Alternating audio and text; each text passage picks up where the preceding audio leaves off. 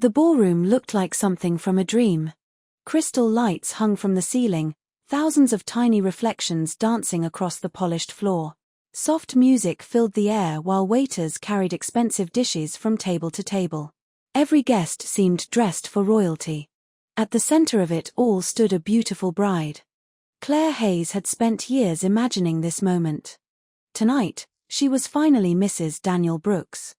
Her white wedding gown shimmered beneath the lights, and her new husband stood proudly beside her. Everyone was smiling. Everyone except one woman. At the far end of the ballroom stood Eleanor Hayes. She was 72 years old. Her silver hair was carefully styled, and she wore a simple navy dress she had bought especially for the occasion. In her hands was a small envelope containing a speech she had written for her daughter. She had worked on that speech for weeks. Every sentence had been written with love. She had written about Claire's childhood. About her first day of school. About the nights when Claire was sick. About the day Claire graduated from college. And about the promise Eleanor had made many years ago. A promise she had kept. She wanted to read those words tonight. She wanted to tell her daughter how proud she was. But Eleanor had a strange feeling that she would never get the chance. Across the ballroom, Claire was laughing with Daniel's mother, Victoria Brooks. Victoria was elegant, wealthy, and confident. She wore a designer gown and carried herself like someone accustomed to being admired. Claire had been drawn to her from the moment they met. Eleanor had noticed the change immediately. At first, she tried not to worry. She told herself that Claire was simply excited about becoming part of a new family. But over the past 2 years, something had changed. Her daughter no longer looked at her the way she used to. Claire used to call Eleanor every morning. Now, sometimes weeks passed. Claire used to tell her mother everything. Now, Eleanor learned important news from social media. And whenever Eleanor offered advice, Claire seemed irritated. Still, Eleanor never complained. A mother learns to swallow many things. Especially when she believes her child is happy. The wedding reception continued. Then the master of ceremonies stepped onto the stage. Now we'd like to invite the bride to say a few words. Claire smiled and accepted the microphone. Eleanor straightened in her chair. Her heart began beating faster. Perhaps this was finally her moment. Perhaps Claire would say something about her. Claire looked across the room. Her eyes passed over Eleanor. Then stopped at Victoria. Victoria, Claire began, smiling through tears, I don't even know where to begin. The room became quiet. Victoria looked emotional. You welcomed me into your family before I even married Daniel, Claire continued. You taught me how to carry myself. You taught me confidence. You made me feel like I belonged. Eleanor's fingers tightened around the envelope. She waited. Claire took a deep breath. Sometimes I think, she whispered, I wish you had been my mother. A silence fell over the ballroom. Eleanor didn't move. For several seconds, she simply stared at her daughter. Daniel looked uncomfortable. Victoria's smile disappeared. Some guests looked toward Eleanor. Others lowered their eyes. Claire seemed to realize, too late, what she had said. But the damage was already done. Eleanor slowly stood. She walked toward the stage. The sound of her shoes against the floor seemed louder than the music. When she reached Claire, she didn't take the microphone. She simply placed her unopened speech on the podium. Then she looked at her daughter. I hope you get the mother you believe you deserve, Eleanor said quietly. Claire's face went pale. Mom. Eleanor shook her head. No, sweetheart. Her voice was calm. Tonight isn't about me. She turned around and walked away. Daniel called after her. Eleanor, wait. She didn't stop. Outside the ballroom, the cool night air touched her face. She entered her old car and closed the door. Only then did she allow herself to cry. Not loudly. Not dramatically. Just a few silent tears. She placed the speech on the passenger seat. Then she stared at it. For 40 years, she had believed that love could survive anything. Tonight, She wasn't so sure. As she drove home, memories began returning.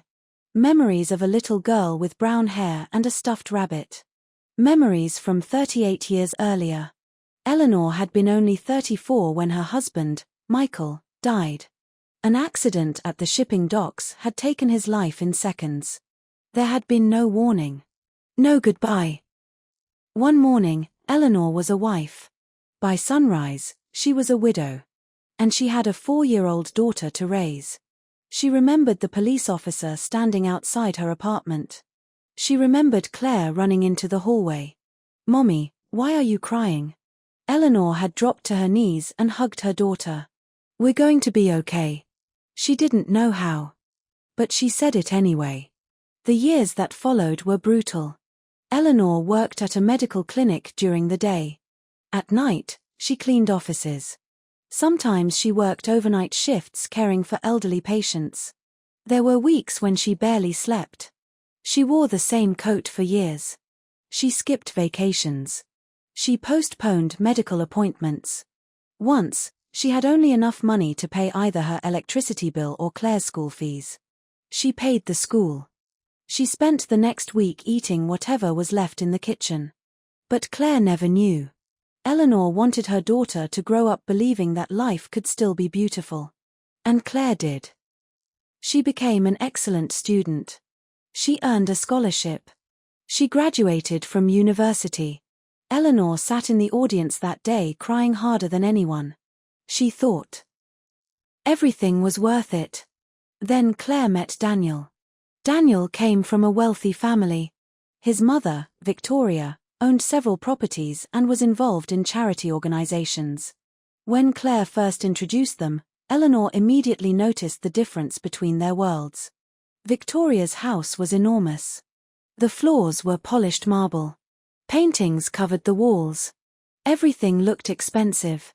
Victoria greeted Claire warmly. But when she shook Eleanor's hand, her smile became polite. Not rude. Just distant. At dinner, Victoria talked about international travel, business events, expensive restaurants, and social connections. Claire listened carefully. She admired everything Victoria represented. Over the following months, Victoria began influencing Claire. She suggested different clothes, different hairstyles, different friends, different ways of speaking. "You need to look successful," Victoria told her one evening. Claire began changing. Slowly. Then completely. The daughter Eleanor had raised seemed to disappear behind an image of someone else. When Daniel proposed, Eleanor was genuinely happy. She began saving immediately. She opened a separate account. Every extra dollar went into it. She wanted to give Claire a beautiful wedding. Not because Claire had asked, but because Eleanor wanted her daughter to have the celebration she had never been able to afford herself. She sold a piece of jewelry she had kept since Michael's death. She used part of her retirement savings. She worked extra shifts. And eventually, she told Claire, "I want to pay for the wedding." Claire hugged her. "Mom, you don't have to." "I know," Eleanor replied. "But I want to." What Claire didn't know was that Eleanor had also prepared another gift. A large down payment for a home. A fresh beginning for Claire and Daniel. Eleanor kept the documents inside a small velvet box. She imagined Claire opening it after the ceremony. She imagined her daughter's shocked expression. She imagined Claire hugging her. But as the wedding approached, Eleanor began feeling like a stranger at her own daughter's wedding. Victoria took control of everything. The venue. The flowers. The guest list. The decorations. Even the speeches. Whenever Eleanor offered an idea, Claire would say, "Maybe Victoria knows better." Eleanor would smile. And remain silent. She didn't want to cause trouble. She never imagined that silence would cost her so much. On the morning of the wedding, Eleanor arrived early. She carried the velvet box. And the speech. She still believed there was a chance. She still believed her daughter might remember. Then she entered the bridal room. Claire was standing in front of the mirror. Victoria was adjusting her veil. Eleanor smiled. "You look beautiful." Claire glanced at her reflection. "Thanks, Mom." Eleanor noticed a loose button on the dress. "I brought my sewing kit. I can fix that." Before Claire could answer, Victoria stepped forward. "I already took care of it." Claire smiled at Victoria. "You're the best." Eleanor quietly lowered her hands. Nobody noticed. But something inside her had already begun to break. And that evening, in front of hundreds of people, it finally shattered. The wedding speech remained unread. The velvet box remained unopened. And Eleanor walked away from the life she had spent decades building for her daughter. But she had no idea that the truth would soon come looking for Claire. And when it did, it would change everything. Eleanor didn't sleep that night. She sat alone at her kitchen table. The wedding speech lay in front of her. She slowly opened it. The first sentence read, "My precious Claire, the day you were born was the day my life truly began." Eleanor couldn't continue. She closed the pages. Then she looked at the velvet box. Inside were the documents for the home she had planned to give Claire and Daniel. For years she had imagined that moment. Now the gift felt meaningless. She picked up the papers. Then she walked to the fireplace. One page at a time, she placed them into the flames. The fire consumed the down payment agreement. Then the financial documents. Then the carefully prepared gift letter. Eleanor watched until everything turned to ash. She wasn't punishing Claire. She was simply accepting reality. The next morning, Eleanor called her lawyer. She made one important change. Her estate would no longer go directly to Claire. Instead, a large portion would become a scholarship in Michael's name. The scholarship would help young students who had lost a parent and were struggling to afford college. Eleanor felt peaceful after signing the documents. For the first time in years, she wasn't trying to prove her love. She had already proved it. 3 weeks later, Claire called. "Mom." Eleanor recognized the hesitation in her voice. "Yes." "We have a problem." "What happened?" "The mortgage company rejected our application." Eleanor said nothing. Claire continued. "They said we don't have enough for the down payment." Eleanor closed her eyes. She remembered the velvet box. "I thought Victoria was going to help us," Claire said. Eleanor didn't answer immediately. "Did she promise that?" "I thought she did." "Thought?" Claire sighed. "Mom, I don't know. Everything happened so quickly." Eleanor remained quiet. Then Claire said something that made her uncomfortable. "The wedding bills are also becoming a problem." Eleanor frowned. "Which bills?"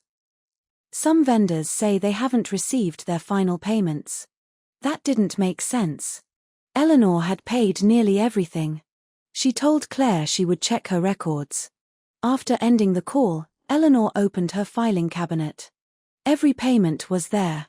Venue, catering, photographer, music, flowers, transportation. Almost everything had been paid. But several smaller final invoices were missing. Those had been handled by Victoria. Eleanor immediately understood. Victoria had allowed everyone to believe she was responsible for the wedding. But she hadn't actually paid for everything. Within days, more bills arrived at Claire's house. The florist wanted payment. The photographer requested a remaining balance. The event planner sent another reminder. Claire called Victoria. No answer. She sent messages. Still nothing. Finally, Victoria replied. "I never agreed to pay for everything." Claire stared at the message. Her hands trembled. "But everyone thought you did." Victoria responded. "That's not my fault." Claire sat down. For the first time, she began questioning the woman she had admired so deeply. A week later, Claire went to Eleanor's home. She stood outside the door for several minutes before knocking. Eleanor opened it. Claire looked exhausted. Can we talk? Eleanor stepped aside. Claire entered the small house. It looked exactly as it had when she was a child. The same clock. The same kitchen table. The same faded curtains. Claire sat down. I don't know what happened, she whispered. Eleanor placed tea in front of her. You don't have to explain everything. Claire looked up. Mom, I was wrong. Eleanor remained silent. I thought Victoria was everything I wanted to become. Her voice cracked.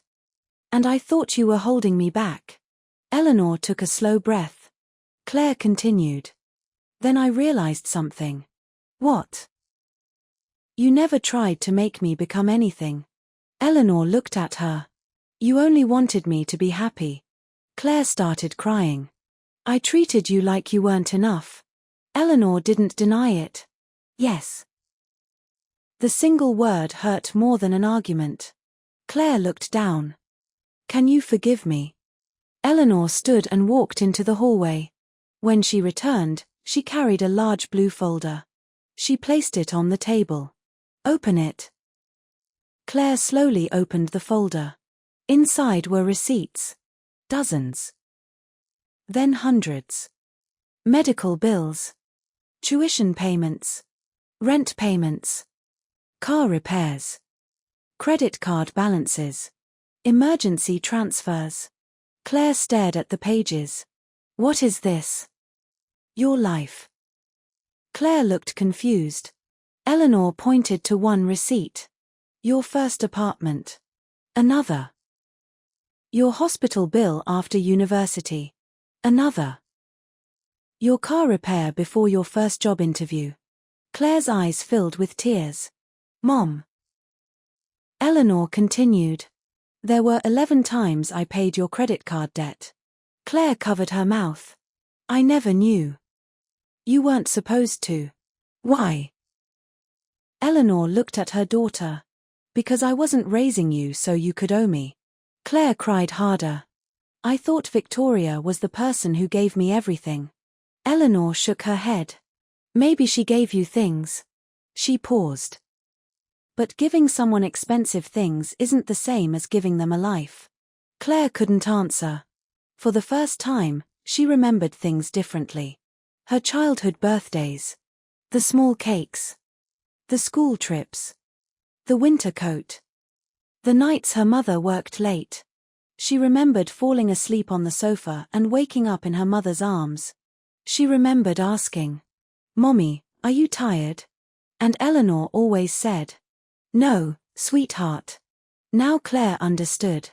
She had been tired. Very tired. But she had hidden it. That evening, Claire returned home. Daniel was waiting. He had already heard about the bills. We need to talk, he said. Claire nodded. Daniel looked at her. I've been thinking about what happened at the wedding. Claire remained silent. You blamed your mother. I know. You said something terrible. I know. Daniel sighed. I should have stopped it. Claire looked at him. Why didn't you? I didn't understand what was happening. He paused. But I do now. Claire looked away. We've spent years admiring the wrong person. Daniel nodded. Maybe. What do we do now? Daniel answered quietly. We take responsibility. They decided not to ask Eleanor for money. They would pay their own bills. They would rebuild their savings. And Claire would have to rebuild something much harder. Her relationship with her mother. Months passed. Claire found extra work. Daniel reduced his expenses. They paid every remaining wedding bill themselves. It wasn't easy. But for the first time, Claire wasn't running from consequences. She was facing them. Then one afternoon, she returned to Eleanor's house. This time, she didn't bring excuses. She didn't bring requests. She didn't bring gifts. She simply brought herself. And she was finally ready to tell her mother the truth. Eleanor opened the door. Claire stood outside with tears in her eyes. I'm not here for money. Eleanor said nothing. I'm not here because Daniel and I need help. Still nothing. Claire swallowed. I'm here because I finally understand what I did. Eleanor looked at her carefully. Claire continued. I spent years comparing you to someone who had more money, more confidence, and a bigger house. Her voice broke. And I forgot the one thing that mattered. What was that? You were there. Eleanor's eyes softened. Claire stepped closer. You were there when Dad died. You were there when I was sick. You were there when I failed. You were there when I succeeded. You were there when nobody else was. She wiped her tears. And at my wedding, when I had the chance to honor you, I humiliated you instead. Eleanor looked away. I can't take those words back. No. I can't change that night. No. But I can change what I do from now on. Eleanor remained silent. Claire whispered. I don't expect you to trust me again immediately. That sentence mattered. Because for once, Claire wasn't demanding forgiveness. She was accepting that forgiveness had to be earned. Eleanor finally stepped outside. They stood together on the balcony overlooking the water. For several minutes, neither spoke. Then Eleanor said, When your father died, I was terrified. Claire looked at her. I didn't know how I would raise you. She smiled sadly. I was 34 years old. I had no savings. I had no idea what the future looked like. Claire began crying again. But every morning, you woke up and went to work. Yes. Why? Eleanor looked toward the horizon. Because you needed me. Claire lowered her head. I needed you. I know. And I forgot. Yes. The truth was painful. But there was something strangely peaceful about finally saying it. Claire reached for her mother's hand. Eleanor hesitated. Then she allowed Claire to hold it.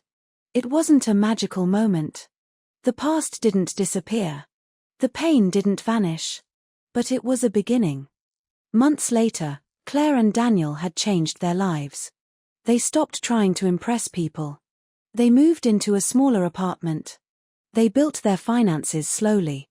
They learned to live within their means. And Claire began visiting Eleanor regularly. Sometimes they talked. Sometimes they simply drank tea together. Sometimes silence was enough. Eleanor never restored the inheritance. The decision remained final. The money went toward the scholarship she had created in Michael's memory. At first, Claire struggled to accept it. Then something unexpected happened. She attended the first scholarship ceremony. A young woman named Sarah walked onto the stage. Sarah had lost her father when she was 12. She had worked 2 jobs while attending college. Without financial assistance, she would have been forced to drop out. Now she stood before dozens of people holding a scholarship certificate. Thank you, she said through tears. This changes my life. Claire looked at her mother. Eleanor was crying. Claire whispered. Dad would have loved this. Eleanor smiled. I think so. Claire squeezed her hand. You changed my life too. Eleanor looked at her. How? You taught me that love doesn't always look expensive. Eleanor smiled. That lesson took you long enough. Claire laughed through her tears. It was the first real laugh they had shared in years.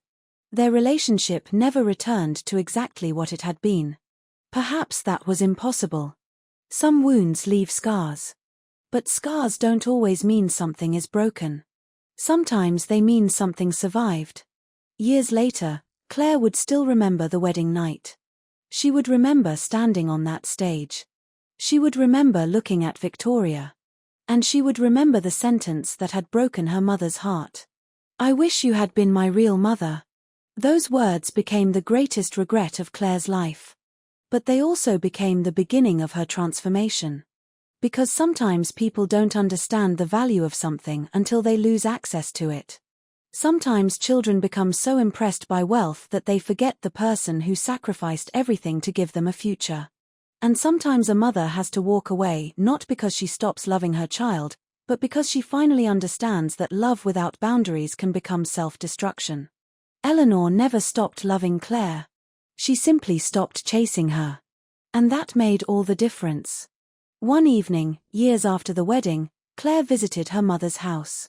They sat together in the kitchen. Claire looked around. The same old clock was still hanging on the wall. The same table remained near the window. She smiled. "Mom." "Yes." "I used to think this house was small." Eleanor laughed. "It is small." Claire smiled. "But it feels bigger now." "Why?"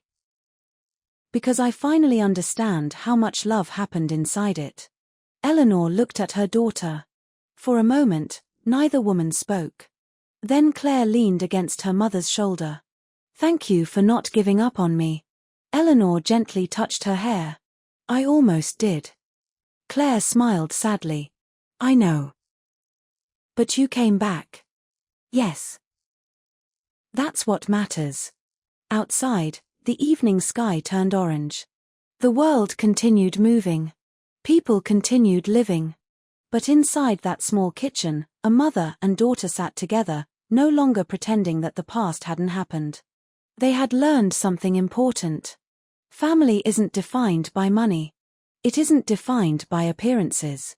It isn't defined by who sits at the front table at a wedding. Family is defined by who stays when life becomes difficult. Who works when nobody is watching. Who sacrifices without asking for recognition. Who remembers your dreams when you've forgotten them yourself. And sometimes, the person standing quietly in the background is the person who has been holding your entire world together. Eleanor had spent 40 years giving without asking for anything in return. Claire had spent years looking for a better mother. In the end, she discovered that she had never needed another one. She only needed to see the one she already had. And by the time she finally understood that truth, her mother had already learned how to live without being needed. That was the lesson Claire would carry for the rest of her life. Never confuse wealth with love. Never mistake elegance for kindness. And never wait until someone walks away to realize what they meant to you. Because some people will forgive you. Some people will give you another chance. But time does not always give second chances. And sometimes, the greatest tragedy isn't losing someone. It's realizing their value only after you've made them believe they no longer matter.